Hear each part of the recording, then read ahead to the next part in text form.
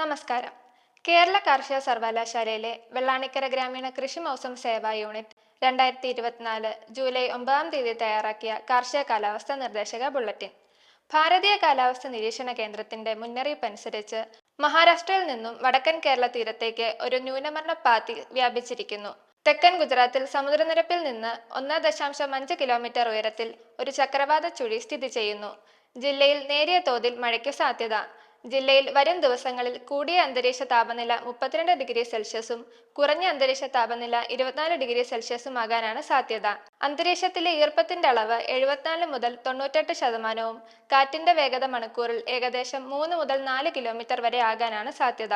പൊതുനിർദ്ദേശങ്ങൾ: കാലവർഷ സമയത്ത് കാർഷിക വിളകൾക്ക് പ്രത്യേക വിളപരിപാലനം നടത്തേണ്ടതാണ്. വെള്ളക്കെട്ടുള്ള സ്ഥലങ്ങളിൽ നീർവാർച്ച സൗകര്യങ്ങൾ ഉറപ്പുവരുത്തുക.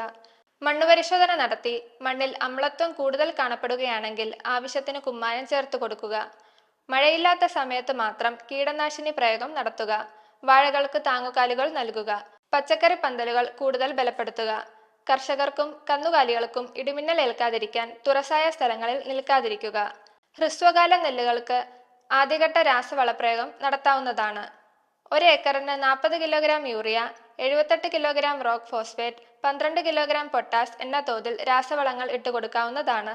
മഴക്കാലത്ത് നെൽപ്പാടങ്ങളിൽ കുഴൽപ്പുഴുവിന്റെ ആക്രമണം കാണാനിടയുണ്ട്.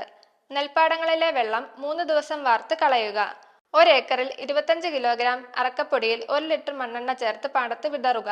മഴക്കാലത്ത് വെള്ളരിവർഗ പച്ചക്കറികളിൽ മൃദുരോമ പൂപ്പ് എന്ന കുമിൾ രോഗം കാണാനിടയുണ്ട്. പ്രതിവിധിയായി 2.5 ഗ്രാം മാംഗോസപ്പ് 1 ലിറ്റർ വെള്ളത്തിൽ എന്ന തോതിൽ ഇലയുടെ അടിയിൽ പതിയത്തക്ക വിധത്തിൽ കലക്കി തളിക്കുക. മഴക്കാലത്ത് ജാതിയിൽ ഇലപൊഴിച്ചിൽ രോഗത്തിന് സാധ്യതയുണ്ട്.